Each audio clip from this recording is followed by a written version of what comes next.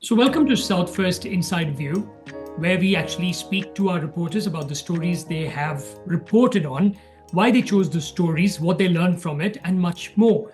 Today, I'm joined in by my colleague Nitika, who will give me more information about a particular story she's been tracking. This is about where a few journalists' phones were seized by the police in Chennai. In fact, to be more precise, by the SIT personnel in Chennai who are investigating the Anna University sexual assault case. Nitika, do fill us in as to what really happened over there. Why were these journalists' phones seized in the first place? First of all, thank you, Nolan, for inviting me to talk about this story. I think it's very important for people to know what really went down. When it comes down to questioning press freedom in Tamil Nadu, I think it's something that's largely taken for granted in a lot of places. And to be precise to this particular situation, the Anna University issue has been something that has been going on for a while. And a week ago, what happened was people, when they were tracing out where did the FIR really leak out and how did it reach into the hands of the press and the public, that's when they trace it down to a couple of journalists. There are three journalists, Sasidhara and Subramani and Shrikant, each from Tanti TV, Kumudam, and DT Next. So what really happened is that they were asked by the police to, if where it went wrong and who did they give the FIR to, and their phones were taken away without any warrant prior to that. The idea was supposed to be knowing who sent this out and where it was spread. But as journalists, it's our job to send it out to groups, and it's our job to send it out to the place that we are working in, because we need to know how this case really went down and what the police has said. But what is really troubling is that these people were treated like accused instead of witnesses, and that's what really happened on a main scale. No, but Nitika, where did they get the FIR from? I mean, how did they get this information? See, getting an FIR is different. Like what happens here in Karnataka, many times we do get the information from the top police officials itself. But I'm thinking the identity of the survivor was also leaked, if I'm right, by the police.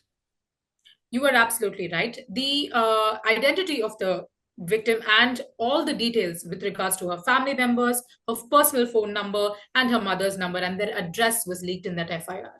The problem, I think, we have all looked about in social media and especially on X, that the way the FIR was written was completely, not up to the mark. It was making it look like the girl was at fault. That's what every journalist who I have come across have always talked about in this particular case. When we're coming down to understanding where the FIR was actually, they downloaded through the NCRB portal that was there. So who really put the FIR details? It could only come from the police, the department. So if the journalist is supposed to be downloading it from that, it's no there's no it's not illegal to download it from there. It's not illegal to send it to your own company and saying that we need to look at the story. The point of this is how the FIR was really written. No, I understand that. We have the right as journalists, the media, to download the FIR. But I want to know who leaked her name. Was it the journalist? The FIR had her name. The The journalist FIR did had not. her name, fine. But who Yes. leaked the name out to the public? I don't think the journalist did so, because when I spoke to the senior journalist, they said that the FIR had all the details, right, from the name, from the address. So if you're downloading the file entirely and you're sending it across to your group, it's going to be there. The name, the details, the number, everything is already there. So when you're sending in, you believe in confidentiality, that you don't that they won't share it out.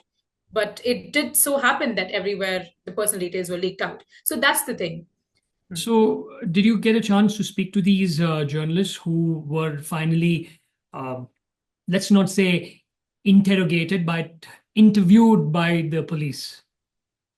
I didn't get a chance to speak to them directly, but I did get a chance to speak to the people who are working in the company and a lot of other senior journalists.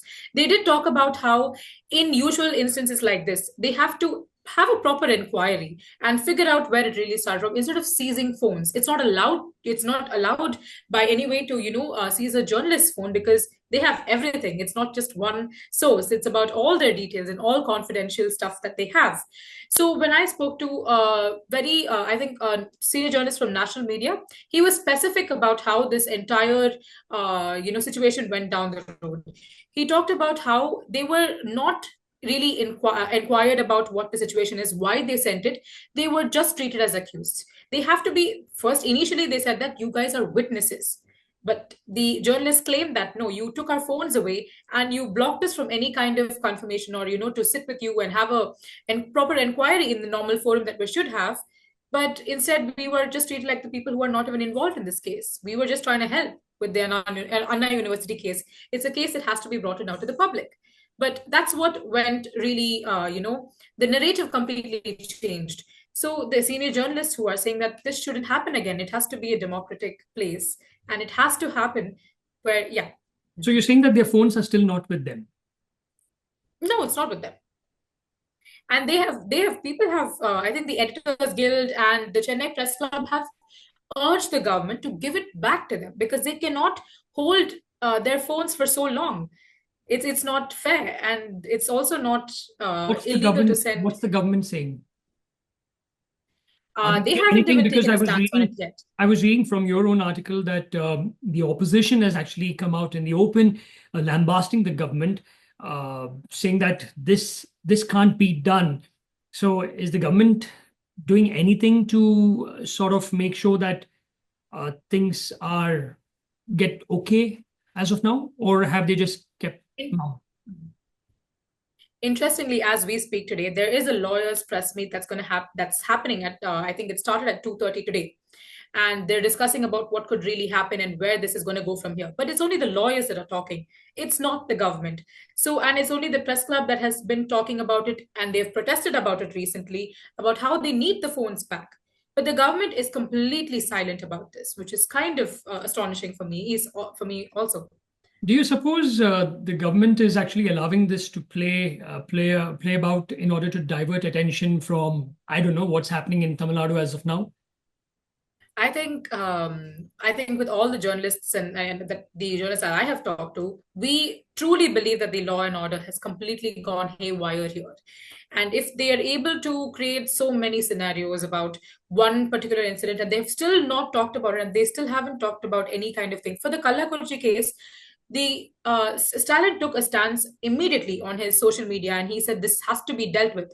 But for this case in specific, it has taken for him so long to even talk about it. And that he only spoke about it in a press meet. He didn't really address this in particular on his media or nowhere else. So this only makes us question, are they trying to divert this from the real issue, the law and order being completely haywire in Tamil Nadu? So is it safe for you to say that, to make these statements that there's a law and order issue in your own city where you're speaking from? It is. Yes, there is an issue. And I think that the police have not taken it seriously because with everyone talking about it, and I've spoken to a lot of people on ground with regards to this issue when I covered this story as well. Are you safe making this statement? I think I am very sure that I'm making this statement right. See, I'm sitting at home.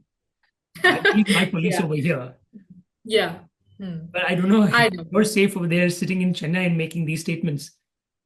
I think it's kind of true because I shouldn't be afraid of talking about the truth. Because if tomorrow, if something were to happen with any other journalist, if senior journalist phones are not safe and they're the people who have been working in the industry for so long, journalists like me have no say or no go for having our sources safe. Or if we have to crack something that's against the government, there's no safety around here, but it has to change. So what are senior journalists planning to do over there? What are they planning to do one is get back the seized mobiles and also make sure that this does not happen? There could be so many things. And I think everyone here, all the journalists stand for only one thing, to get their phone back and to deal with it in a properly accorded manner. It can't go something I'm actually thinking about this now. Those journalists whose phones were seized, are they crime reporters or political reporters? They're actually just reporters. They're all senior reporters. They've covering crime or politics? Both. And they're also heads of the company. They cover both crime and politics. So that's where the thing is, because they're... No, because sometimes, again, I just thought about this.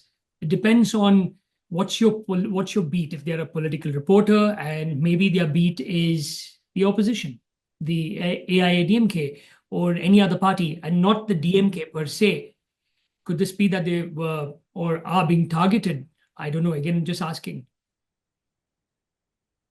I think I'd have to take a sideline on that because I'm not sure as to how, what their idea was when they took about that, because most of them are crime reporters and political reporters.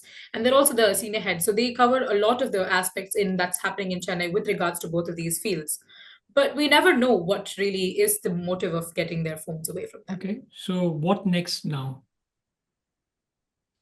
So I think after these protests and after the lawyers meet that they have today, anything could be said only after the government really talks about this.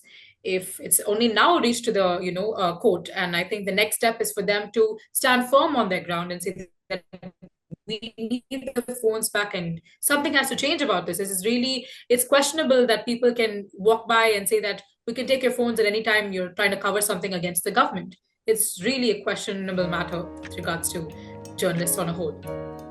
Yeah. All right, Nitika, thank you once again. Pleasure speaking with you. Thank you so much.